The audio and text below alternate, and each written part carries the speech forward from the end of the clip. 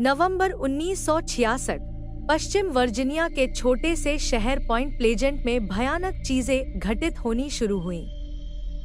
15 नवंबर को स्टीव और Mary mallet, Roger और लिंडा स्कारबेरी के साथ बंद पड़े नेशनल गार्ड आर्मरी बिल्डिंग और पावर प्लांट के करीब स्टेट रूट 62 पर एक साथ यात्रा कर रहे थे।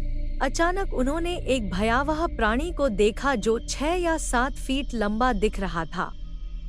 सड़क, इसकी विशाल आंखें हेडलाइट्स में लाल रंग की चमक बिखेर रही थी, जिससे हैरान होकर उन्होंने वापस शहर की ओर लौटने का फैसला किया।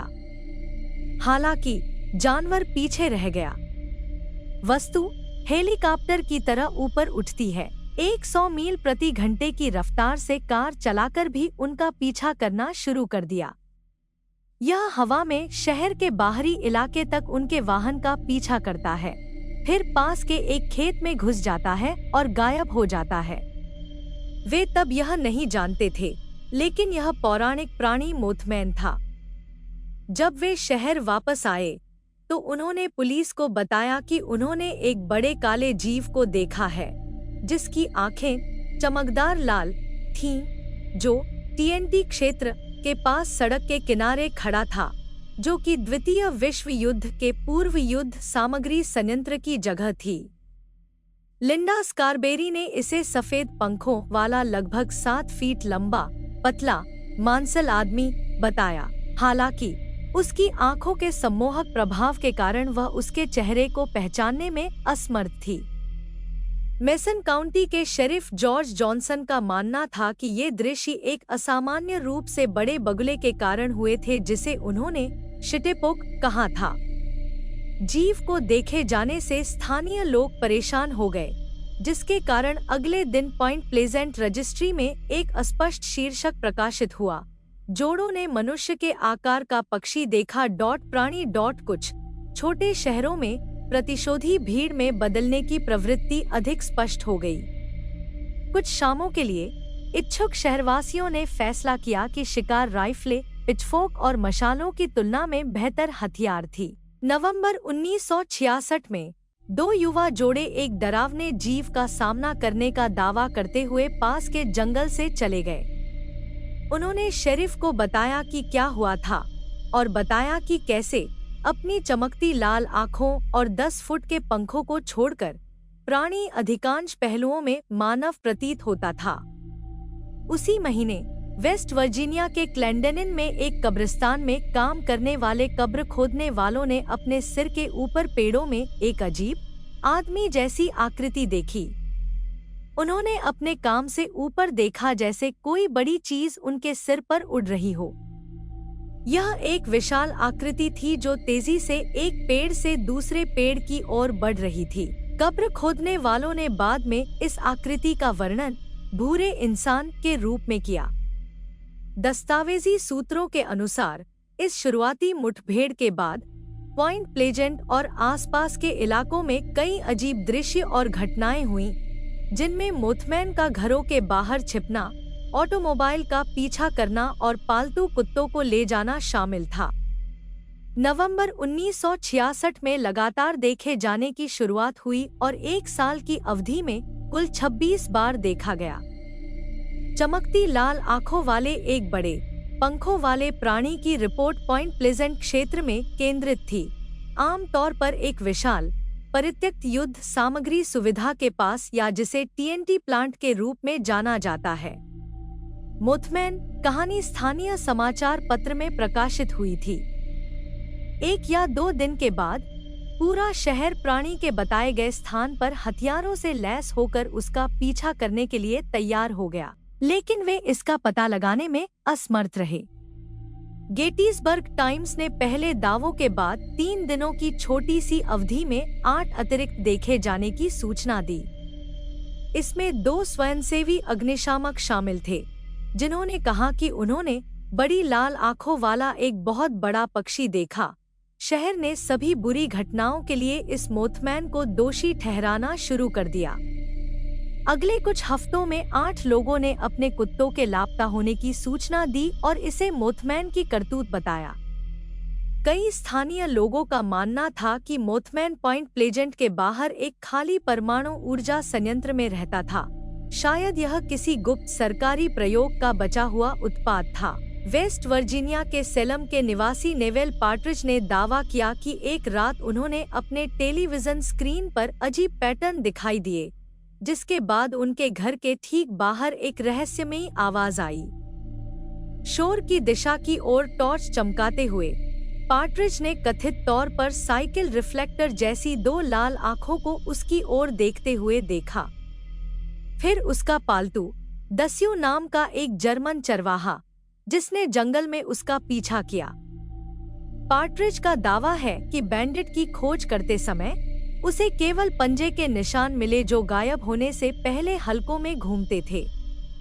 मोथमैन को सबसे कुख्यात रूप से 15 दिसंबर 1967 को देखा गया था। सिल्वर ब्रिज ओहियो नदी पर एक सस्पेंशन ब्रिज था जो पॉइंट प्लेजेंट, वेस्ट वर्जीनिया को गैलीपोलिस, ओहियो से जोड़ता था। बताया गया था कि स्थानीय लोगों ने इसे या तो इसके ऊपर से उड़ते हुए देखा था। इसके शीर्ष पर मोथमैन किंवदंती में कहा गया है कि जीव को वहां देखे जाने के तुरंत बाद पुल गिर गया, जिससे 46 लोग मारे गए। जांच में दुर्घटना का कारण सस्पेंशन चेन में फ्रैक्चर बताया गया। पुल ढहने के बाद से कथित तौर पर मोथमैन के कई भयानक दृश्य देखे गए हैं। गवाहों ने सुनामी, भूकंप और यहां तक कि 11 सितंबर 2001 को आतंकवादी हमले से पहले प्राणी को देखने का दावा किया है।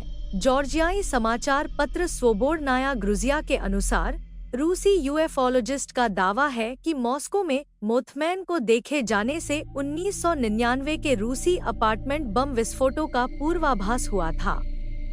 वेस्ट वर्जीनिया विश्वविद्यालय में वन्यजीव जीव विज्ञानी रॉबर्ट एल स्मिथ ने संवाददाताओं से कहा कि विवरण और दृश्य सैंडहिल क्रेन पर फिट बैठते हैं। एक बड़ी अमेरिकी क्रेन लगभग एक आदमी जितनी लंबी होती है, जिसके पंख 7 फुट लंबे होते हैं और उसकी आंखों के चारों ओर लाल रंग होता है। हो सकता है कि पक्षी अपने प्रवास मार्ग से भटक गया हो और इसलिए पहले उसे पहचाना न गया हो क्योंकि वह इस क्षेत्र का मूल निवासी नहीं था। कुछ लोगों का कहना है कि यह क्रेन विकृत थी, खासकर अगर यह टीएनटी क्षेत्र में रहती थी, एक नाम जो स्थानीय लोगों ने पास के बंकरों की एक श्रृंखला को दिया था, जिनका उपयोग द्वितीय विश्व युद्ध के दौरान युद्ध सामग्री बनाने के लिए किया जाता था। यह सुझाव दिया गया है कि इन बंकरों से पड़ोसी वन्यजीव अभयारण्य में जहरीली सामग्री लीक हो गई है, जो संभवतः आसपास के जानवरों को प्रभावित कर रही है। एक अन्य सिद्धांत से पता चलता है कि मोथमैन का निर्माण एक बहुत ही प्रतिबद्ध मसखरे का काम था, जो द्वितीय विश्व युद्ध के परित्यक्त युद्ध सामग्री संयंत्र में छिपने के लिए इतनी दूर चला गया था, जहां कुछ दृश्य देखे गए थे।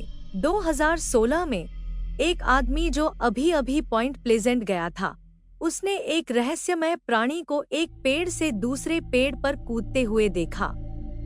उन्होंने स्थानीय पत्रकारों से दावा किया कि वह मोथमैन की स्थानीय किंवदंती से अनजान थे, जब तक कि उन्होंने कथित तौर पर खुद जानवर को नहीं देखा था।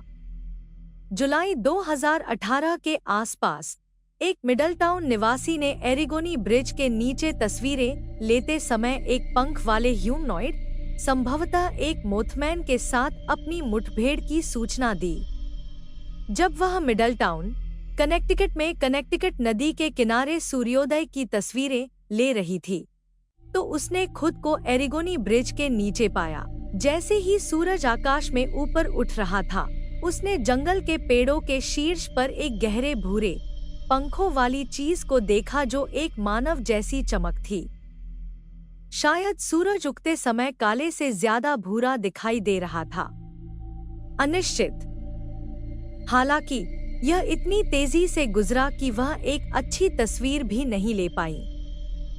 उसने जंगल में उसका पीछा करने की कोशिश करने के बारे में सोचा क्योंकि वह तेजी से उड़ रहा था, लेकिन उसने इस जीव का पीछा न करने का फैसला किया। वेस्ट वर्जीनिया विश्वविद्यालय में वन्यजीव जीव विज्ञानी रॉबर्ट एल स्मिथ ने संवाददाताओं से कहा कि विवरण और दृश्य सैंडहिल क्रेन पर फिट बैठते हैं। एक बड़ी अमेरिकी क्रेन लगभग एक आदमी जितनी लंबी होती है, जिसके पंख 7 फुट लंबे होते हैं और उसकी आंखों के चारों ओर लाल रंग होता है।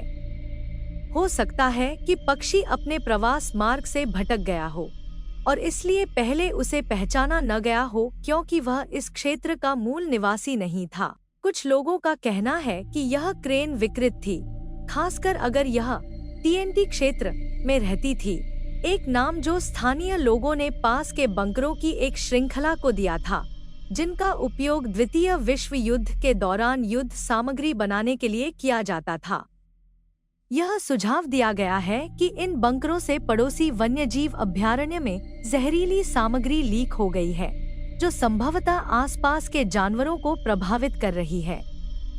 एक अन्य सिद्धांत से पता चलता है कि मोथमैन का निर्माण एक बहुत ही प्रतिबद्ध मसखरे का काम था, जो द्वितीय विश्व युद्ध के परित्यक्त युद्ध सामग्री संयंत्र में छिपने के लिए इतनी दूर चला गया था, जहां कुछ दृश्य देखे गए थे। 2016 में एक आदमी जो अभी पॉइंट प्लेजेंट गया था, उसने एक रहस्यमय प्राणी को एक पेड़ से दूसरे पेड़ पर कूदते हुए देखा। उन्होंने स्थानीय पत्रकारों से दावा किया कि वह मोथमैन की स्थानीय किंवदंती से अनजान थे, जब तक कि उन्होंने कथित तौर पर खुद जानवर को नहीं देखा था। जुलाई 2018 के आसपास एक मिडलटाउन निवासी ने एरिगोनी ब्रिज के नीचे तस्वीरें लेते समय एक पंख वाले ह्यूमनॉइड, संभवतः एक मोथमैन के साथ अपनी मुठभेड़ की सूचना दी। जब वह मिडलटाउन, कनेक्टिकट में कनेक्टिकट नदी के किनारे सूर्योदय की तस्वीरें ले रही थी, तो उसने खुद को एरिगोनी ब्रिज के नीचे पाया। जैसे ही सूरज आकाश में ऊपर उठ रहा था, उसने जंगल के पेड़ों के शीर्ष पर एक गहरे भूरे पंखों वाली चीज को देखा जो एक मानव जैसी चमक थी। शायद सूरज उगते समय काले से ज्यादा भूरा दिखाई दे रहा था। अनिश्चित।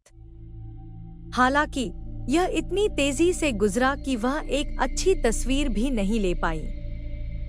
उसने जंगल में उसका पीछा करने की कोशिश करने के बारे में सोचा क्योंकि वह तेजी से उड़ रहा था, लेकिन उसने इस जीव का पीछा न करने का फैसला किया।